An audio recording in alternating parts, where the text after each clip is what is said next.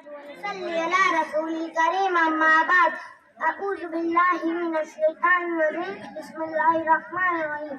अलम जब भी उठाया मुल्क को जीशान लिखा है, सितम से लड़करी हमने प्यार का इनाम लिखा है। हमें नफरत भरी नजरों से देखने वालों, हमें नफरत भरी नजरों से देखने वालों, हमारे दिल में जाको सिर्फ हिंदुस्तान लिखा है।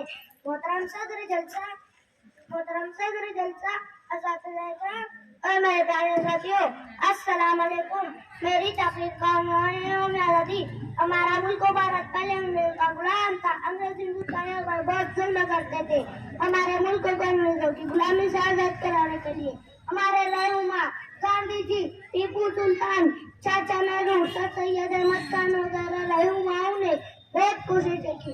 लाठियां खाए, जेल गए, सूली पर चढ़े, तब कहीं जाकर हमारे मुल्क को 15 अगस्त 1947 को आजादी मिली। और आज हम 76वें आजादी मना रहे। 76वें आजादी सबको मुबारक हो। इस तरह से अपनी तकलीफ खत्म करता हूँ।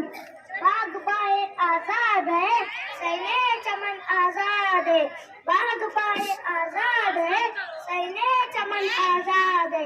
ओ मुबारक दोस्तों, अपना वतन आजाद है।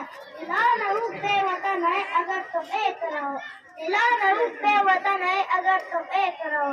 निखार का ये चमन है अगर तुम एक रहो। खुदा हाफिज़।